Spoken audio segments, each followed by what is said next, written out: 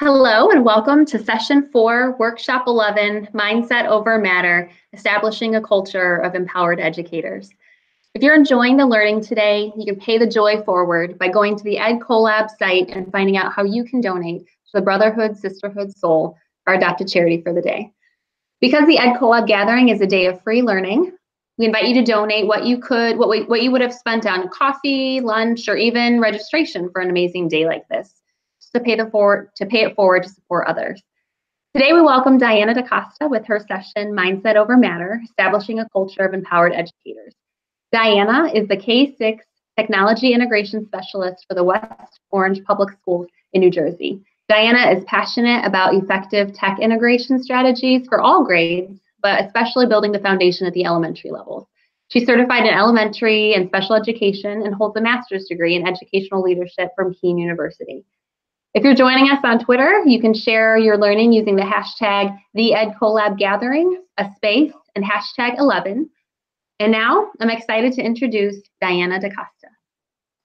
Hi, everyone. So thank you, Jessica. As Jessica said, I am Diana DaCosta, and I am a self-proclaimed EdCollab groupie. Ever since I came across Chris Lehman's call to action video for creating this platform, I was hooked. Whether it's participating in their think tanks, subscribing to their study series, or presenting a couple years ago with my dear friend and colleague, Dominique, or volunteering to tech host subsequent gathering days, I cannot say enough for what the Educator Collaborative has done for me personally on my journey as an educator. So I am honored to be here today with all of you. And I want to thank Chris Lehman and fellow tech team members for all that you do behind the scenes to make this day happen. I also want to give a shout out to my colleagues that presented before me. Just really bringing our West Orange to World message out there today was amazing.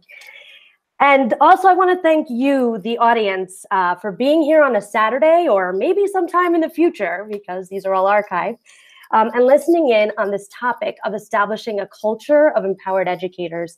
It is a topic I am passionate about, and I'm excited to share with all of you. So as we speak right now, if you look down behind me, outside that door, there's an Educator Collaborative viewing party happening right outside that door that I am helping host with some of my amazing colleagues here in West Orange.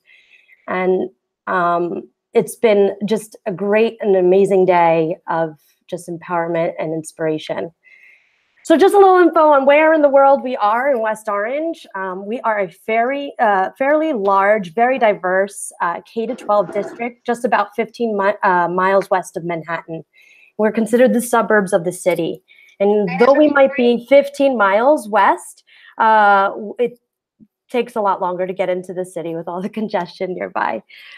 So I just start a little bit about myself. I'm a mom to I like to say two digital natives. My son is 10 and my daughter is 6. And they are very much my why as to why I do the work that I do. I just started my 4th year as one of 2 technology integration specialists in this district.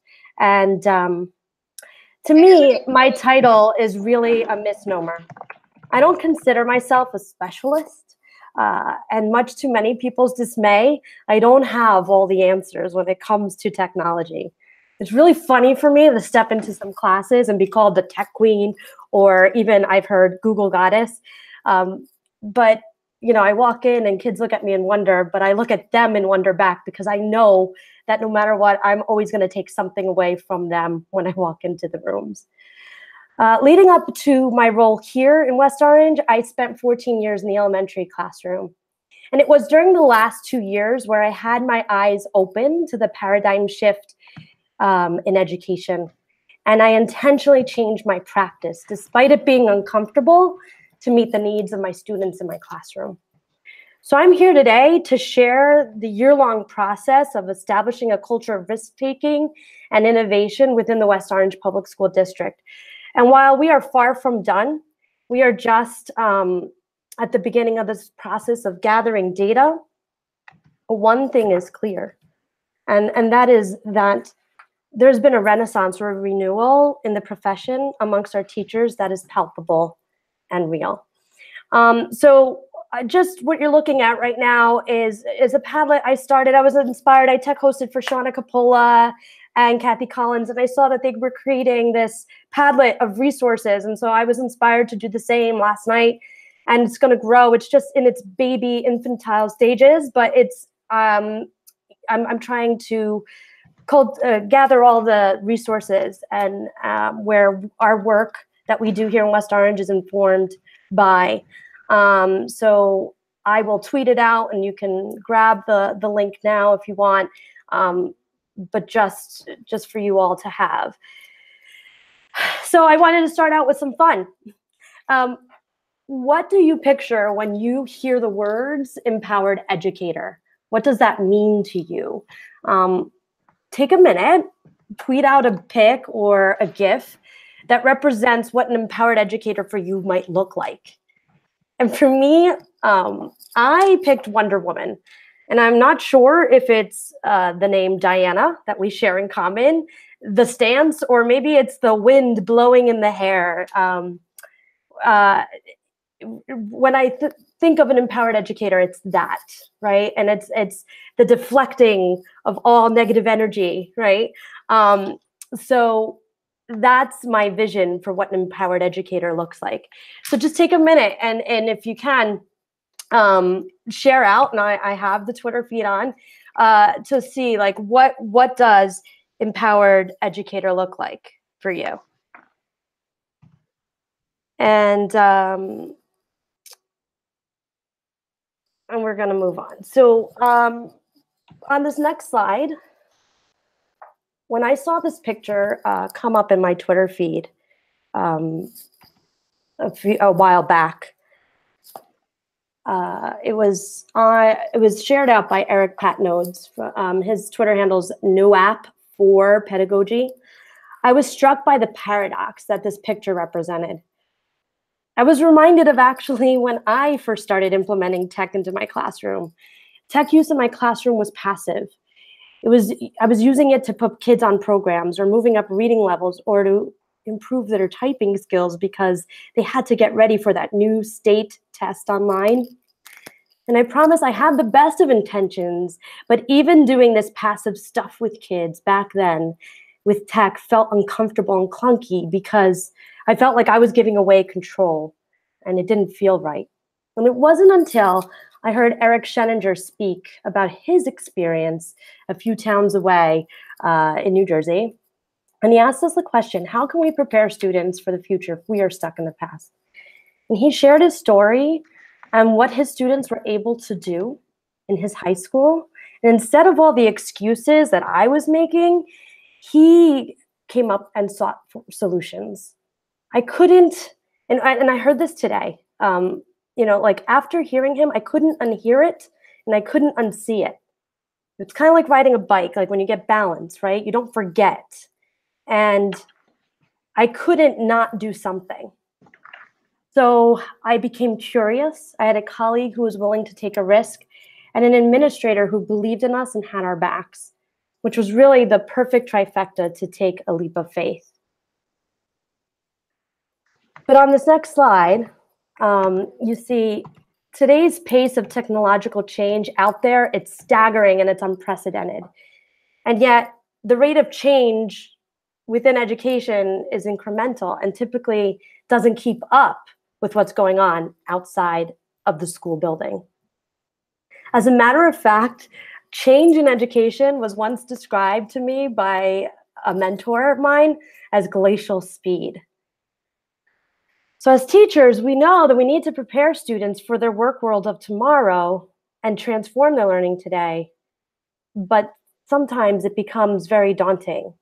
I'm relying on a quote from Richard Riley, a former US Secretary of Education. We hear, education should prepare young people for jobs that don't yet exist, using technologies that haven't been invented in order to solve problems that we don't even know are problems yet.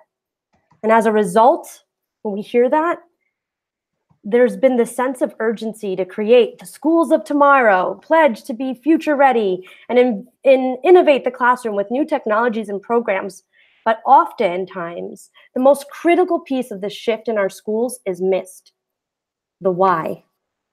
I don't believe that it is intentional or ill-willed, but it is the least concrete piece of this process, and sometimes the uncomfortable place to stand in. And so then these initiatives can sometimes feel like because I said so to the teachers in the trenches. And here's the thing: it's not about the shiny new tool, because that tool may not be here tomorrow. It's certainly not about mastering home row, because there's voice typing for that. And just when you master a tool, or you get comfortable in a platform and an update appears or the button moves, and we are constantly in the mode of upgrading. And what we need to do is we need to upgrade our practice so that we foster this sense of curiosity and wonder, empower students to advocate for themselves, and provide time for students to iterate processes and think critically. And if we want this for our students, are we providing time and space and support for teachers to do the same work in order to shift their thinking about their role as an educator? Or are we just placing shiny new tools into settings in which pedagogy has not changed? So while change is necessary, this type of change cannot come from a top-down directive if it is meant to be lasting and meaningful. Rather, true change occurs when those who care feel valued and rally together toward a future vision they understand and want to impact. So think groundswell. So about a year ago, this time, when I was charged by the superintendent of our schools with the task to provide support for our elementary teachers in the use of Chromebooks and going one-to-one, particularly with our K-2 teachers, I quickly realized two things. The work that had to be done had nothing to do with Chromebooks. And two, that this would be a monumental task without the support of a team, or as I like to call my tribe. And I'll be talking about that more in a minute. So on this next slide with these circles, right? In my research for this session, I'd written the proposal and I knew and I felt what was happening here in West Orange, but felt like, how can I back this? And I came across Simon Sinek's TED Talk, How Leaders Inspire Action. And while he's talking about marketing terms, his work truly does resonate with ed tech and education. And I feel it illustrates the work we set out to accomplish here in our district. There's so many implications as well for us as educators and our relationships to students. Simon talks about a very simple rule called the golden circle. I'm going to give you a brief overview and not do it justice. Spend time watching this TED Talk. He discovered patterns in the way successful companies and their leaders think and act and communicate. And he goes on, he explains that for the most part, most organizations operate outside in, starting with the what. Every organization knows what they do, and some organizations know how they do it, but very few organizations know why they do what they do. And the why, it centers on purpose, values, belief, and feelings. It's not the result. And so therefore it's not as clear. And so oftentimes it just gets brushed under the rug and not dealt with. But he goes on to point out that all the inspiring leaders and companies, regardless of their size or industry, think, act, and communicate exactly alike. And it's the opposite, complete opposite of what everyone else is doing. And they do the inside out thinking. They start with the why. And the cool thing about this is two things. He ties the theory to biology and our brain and how we make decisions. And people don't, and it goes to explain that people don't buy what you do, they buy why you do it. And if you talk about what you believe, you will attract those who believe what you believe. And he illustrates the golden circle with different examples. He talks about the company Apple, he talks about the Wright brothers, and Dr. King. In relationship to Dr. King, he says no invitations were sent and there was no website to check the date when Dr. King delivered his I Have a Dream speech. So how did he do it? How in the summer of 1963 did 250,000 people show up on the Mall of Washington, D.C. to hear him speak? And it was because people subscribed to his beliefs, because he shared his beliefs. And I think the mic drop of the entire TED Talk is when he says, Dr. King gave the I have a dream speech, not the I have a plan speech.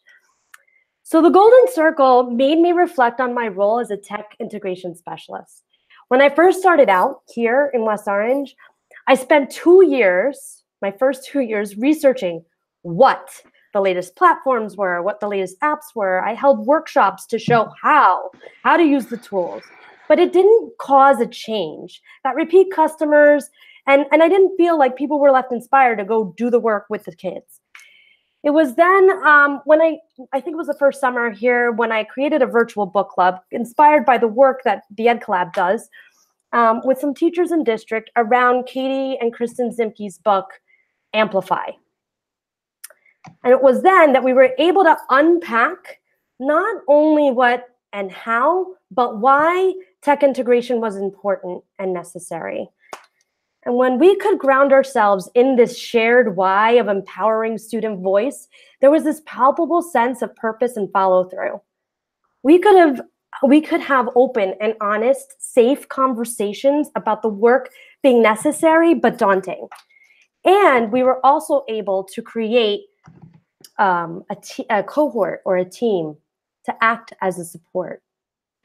So I'd like just to take a little breather here and have you reflect on your why. What is your why? What is your purpose? Not the result, right? But like, why is it that you are in the role that you are in? And take a minute and you can tweet that out.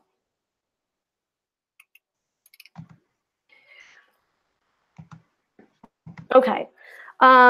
So on this next slide,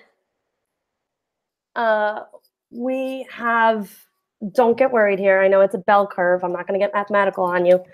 But Simon Sinek goes on to discuss the law of diffusion of innovation, the law of diffusion of innovation, the good old bell curve. And this is a theory that seeks to explain the how, why, and at what rate new ideas and technology spread. So you'll see that, you know, on the left, you've got your innovators and your early adopters, and then your early majority. The early majority come into play when they've seen what the innovators and early adopters have done. They wait for them to take the leap first, and then they'll come and follow. Then you got the late adopters, and on the other extreme, you've got your laggards. And the way Simon explains the laggards is the only reason why they have touch-tone phones is because they stopped selling rotary phones, right?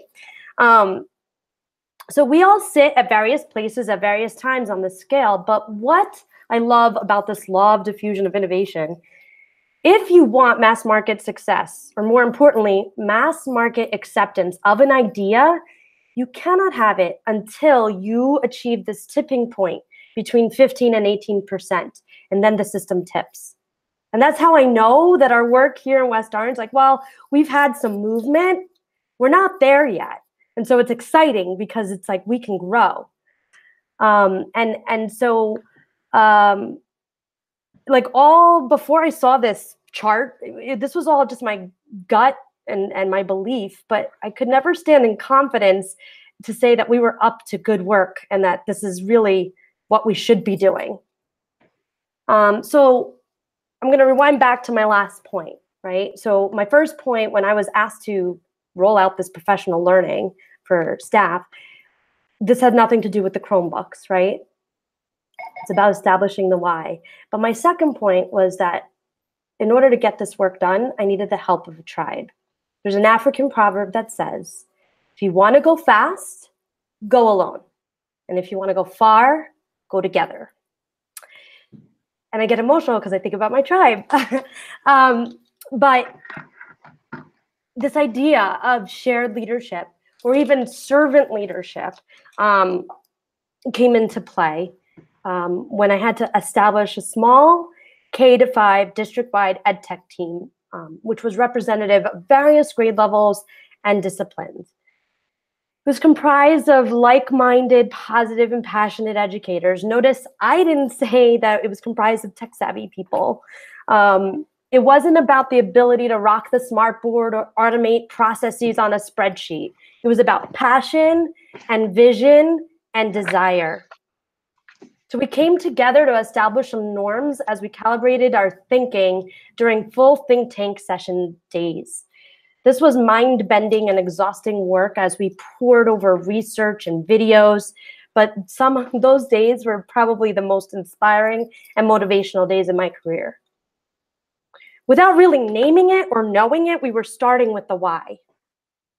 We read and unpacked articles. We watched TED Talks, one which was so powerful that we even shared it out with everyone when we did our grade level sessions, The Myth of Average by Todd Rose, just to be able to ground our thinking around the power of ed tech was amazing. So while we had the task of designing professional learning days for each level, we quickly came to the conclusion that without honoring where teachers were along the spectrum of tech integration, we would be operating on top of a business as usual listening during upcoming workshop sessions. You know, if we just said, this is the tool and let me show you how to use it and now go back to your classrooms and use it, we knew that that wouldn't make a difference. You know, maybe some people would begrudgingly, or some people would and they would be excited, but who were we to say the what so and what you needed to know? So we decided to adopt a business as unusual mindset. Eric Sheninger talks a lot about that in his books. So we started to deliver professional, so if you see on the next slide, we delivered professional learning opportunities that were considered unconventional in our district culture at the time. You know, we had virtual book clubs. We followed the Ed Collab model and met beyond the workday with the use of various tech tools at our fingertips. We invited students to work with our teachers. We formed a connection with Olivia Van Legge at the Live Bits. If you don't know her, follow her on Twitter. Where if we're saying that kids can teach us and we're saying that student voice matters, are we really listening? And so we had sessions that she chimed in and shared her thinking around student voice. And then we had sessions where we had these full day workshop sessions with different groups, and we incorporated, you know, like we had to acknowledge the what so. I don't know if anyone listened into the Ed Tech for Littles session, Falling in Love with Ed Tech for Littles, but I think Stephanie Koya said it. Some of our teachers, well, not some, all of our K-2 teachers walked in and they saw a metal cart full of Chromebooks, and that was that. And so they knew they had to use the tools. And we had to say, yeah, like the cart literally came before the horse. And so we are here to support you. And we grounded them. We spent all morning with these, like I'm talking 40, 50 teachers, grounding ourselves in the why, getting them uncomfortable, using the tools to do the thinking. And whenever, like the first session that we did, I can remember I was asking them to share their thinking on video. I can't remember what platform, if it was Padlet, if it was Flipgrid, doesn't matter, right? But the hesitation was there, and the teachers were like, I mean, I saw full-on glam squads come out because they're like, oh my God, this is what I look like on video. And I remember I just like instinctively, I don't know if it's because of my 5-year-old daughter at the time, went to my computer and threw on Queen Elsa, Let It Go. And I just told them, have fun with it. Let it go. And so we created the space of safety and fun. The product was amazing. And just the energy. And also the other thing that we did, we had the opportunity to share with our administrators the work that we were doing. And so one of the helpful tools, Jo Buller, she wrote Mathematical Mindsets. She has some progression charts and around organizational freedom and mathematical thinking. And you could change mathematical thinking to any subject area. What I loved about working with administrators and that tool is that it's not finite. It wasn't finite. It wasn't like a checklist, like this is what you look for to see if tech is being used appropriately. It was like this progression where they can kind of see how are the kids interacting in the environment, what kind of thinking is going on, and to empower their teachers to realize, like, where do you see yourself on this progression chart? Where is your area of growth? So those are valuable tools. Look them up. I'll probably add them to my Padlet after this. Another thing that we did to promote this business as unusual mindset, and I think the thing that was unequivocally like the most integral tool that we used, because we wanted to avoid this concept of the one and done phenomenon that often happens with professional development. So we looked for ways using social media to sustain the conversation. So we created a district-wide hashtag Woe to World. And this became a powerful tool of transparency within our district and beyond. Now our hashtag Woe to World, what does it mean? Well, in Kristen Zimke's book, Kristen and Katie's book, I should say, Amplify, there's a foreword by Stephanie Harvey. And she talks about how one-to-one is really a misnomer, and it's really one-to-world. You put a Chromebook in front of a child, that Chromebook is really to the world. And we were so inspired by the thinking inside of that book that we wanted to carry on the conversation. And so we thought, what if West Orange could go out to the world? Not only like seeing what's out there, but also contributing to what's out there, showcasing our work and connecting. So what we began to do was build capacity in the art of tweeting through hosting district-wide challenges and teacher-led chats, monthly teacher-led chats. As a matter of fact, our first chat this school year was hosted by 11-year-old at the Live Bits. And it's been great to see teachers. It's beyond our work day, but the conversations and being able to connect beyond our buildings has been phenomenal. As a matter of fact, there are like Twitter celebrities within our district, one being, and I know she's watching, Dr. Casey Orange. She finished her doctorate last year, and it was like we could all celebrate for her this huge endeavor that she accomplished. And I remember being in a room and being told the story of Dr. Orange walking into like a random pizzeria in West Orange, and somebody else in our Twitter PLN was just starstruck that Dr. Orange walked in. And it was just powerful. And while we're not like huge, it's amazing because I walk into all the buildings and I talk about people, and oftentimes we're not related because we're so into our building or our classroom. So Twitter has been instrumental in connecting us all. And so besides connecting within our district, we can connect teachers to experts in the avenues for change. If you had an opportunity to watch that session, you could hear Diana Ferreira and Rebecca talk about how the global read aloud and connecting with experts and authors really impacted the work that students did in that classroom. And the thing I love too is that now there's a positive use of social media that kids can kind of put their finger on, because, you know, oftentimes we shy away from the use of social media because it could sometimes have this air of being taboo. But when a teacher can pull up a live, a Twitter feed and follow a hashtag, or contribute their students' thoughts and put those thoughts out to the world, they have an example of the power of their voice, of what they can do and harness this social media for good. And on this next slide, I love this quote from Tara Martin. I was at her Book Snaps presentation at ISTE this year.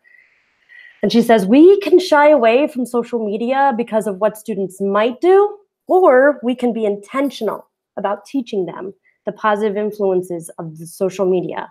I choose the latter, and so do I. So I push teachers to go beyond their comfort zones and get to know this powerful tool to connect.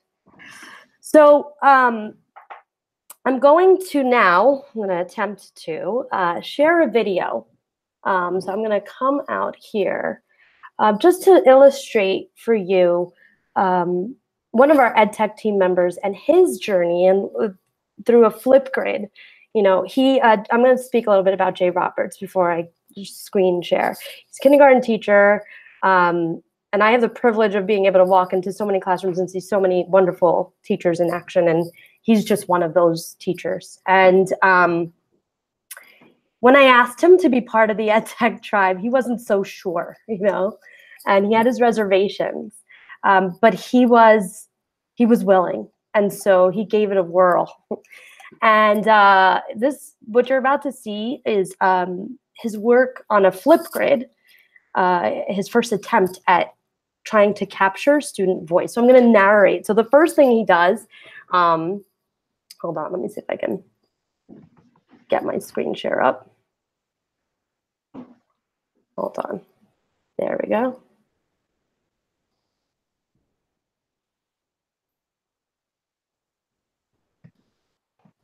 Okay. So I hope you can see that. The first thing he does is he introduces the topic in the Flipgrid, and not as a resource video, but like as just in the Flipgrid. So take a listen to the task. So as Thanksgiving approaches, we should take some time to think about things that we're thankful for. Do me a favor, take one moment, close your eyes, and think about one thing you're thankful for. Leave your response here. Look forward to hearing from you.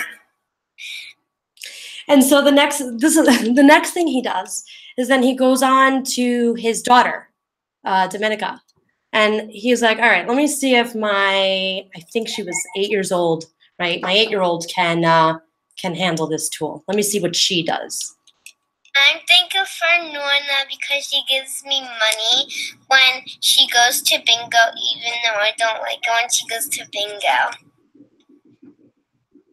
So then after that, he reaches out to a colleague just to see, to reach out and see what she does with it. And I don't know if it was intentional, but getting her buy-in with this tool. Hi, Mr. Roberts' class. It's Mrs. DeLuke. I'm thankful for my pet, Squishy. Squishy has lots of toys, and she really likes her Angry Birds.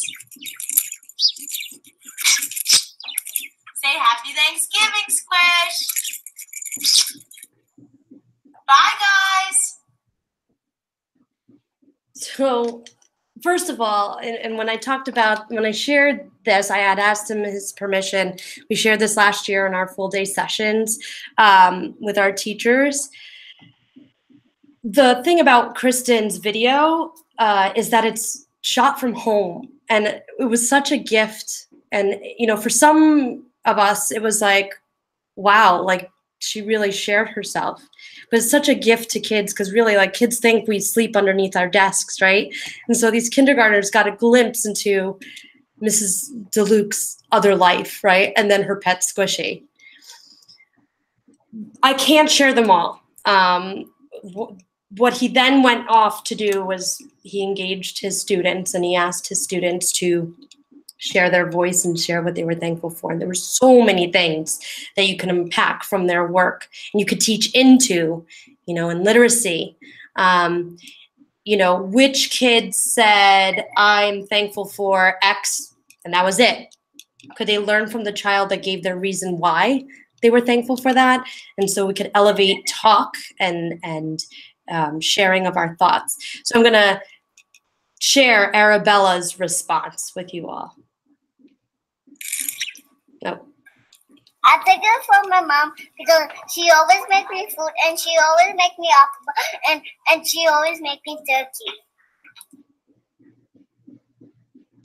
So you just see a progression of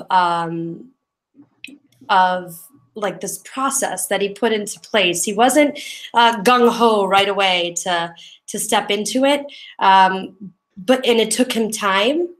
And I know that also, the other thing I know about this is that he had a student teacher. I hope you can hear me well. I'm going to plug back in, or maybe I shouldn't. I don't know. Hold on.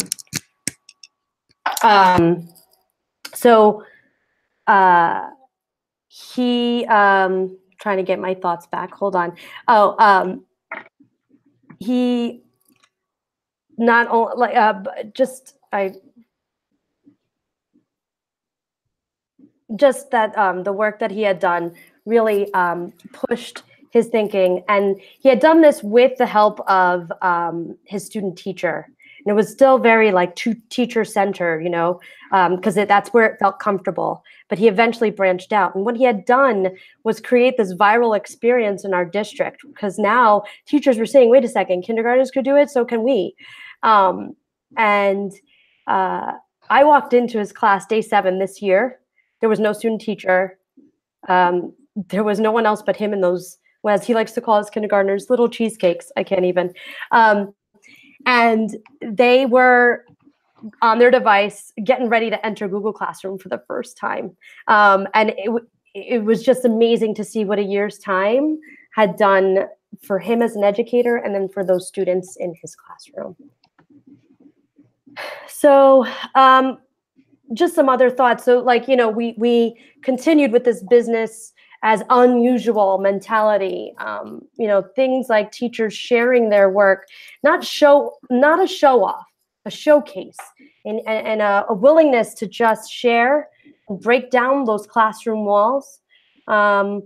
We not only in the virtual world, but also on our next slide, you see in our physical world, and there was a demand for cross-district visits where colleagues met to watch students and other colleagues in action.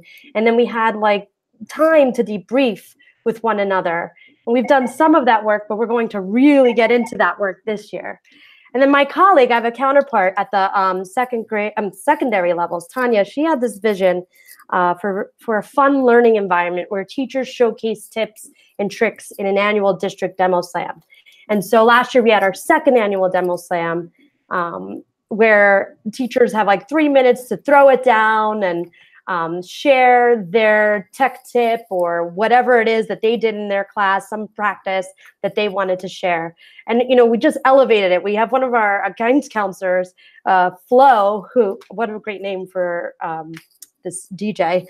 She's a DJ on the side. And so she came in and DJ'd the event. We had like an amazing fun time, and it was learning, and the culture was shifted. It was just not normal, but we were like loving it. And it was after school and teachers came. So we also plan to grow that idea with our demo slam and empower teachers to share their passions and deliver Ignite speeches, as we've seen in other places. So I'm coming close to my close here. Can't believe it. And I want to share this next picture with you. So yesterday I was walking in a university in my neighborhood with my dog. And it really was like to take a step aside and just think about this, think about today. And I came across this heap of heavy wooden old school desks piled up on the corner of this campus. So many people walked past it. I saw it from afar and it really caught my eye. I actually couldn't believe it, and I had to take a picture. I'm curious what you see when you see this picture. So take a moment and just read out, like, what does this represent to you? What do you think of? And I couldn't get over it. Like the worlds collide, because I have this image from the beginning, right, where that Eric Patnode's picture of the traditional classroom with technology thrown on top of the desks, right? And then I see this, and there was everything about this. I loved it. The disarray, the disorder, the polar opposite of the traditional fixed mindset right there in front of me. that fixed mindset that can stifle a movement or suffocate an organization's culture. And I imagined, I made this totally up because you can make any story up, right? I could just say, hey, they were put out to trash, but I just imagined that a revolution just occurred. And right here in these piles of chairs, I don't know, was it teachers, were it students? We just weren't going to have it anymore. And I think of the juxtaposition on the next slide where we started. And I believe that this picture serves as a reminder to not just accept the status quo. Listen, I was here today talking about creating a culture of empowered educators. I was talking about my role as technology, but that's just a small, it doesn't matter. It's anything that we do. We heard, in so many sessions, it was the common thread, right? Don't accept the status quo. Disrupt your mindset. Become grounded in your why. Nurture your own sense of curiosity and wonder. Be empowered to advocate for yourself and your students. Give yourself time to iterate processes and think critically. Find your tribe. And then most importantly, pay it forward. Because what is possible is a culture in which educators are inspired to change, and in turn, students and their voice can be heard. So I just want to thank everyone for being here today. And I ask that we carry on this conversation. I'm just birthing the whole Mindset Over Matter EDU hashtag, as well as our Woe to World hashtag. I think I guess this version cut off Woe to World, but follow us. Our journey has just begun, and I look forward to connecting with all of you.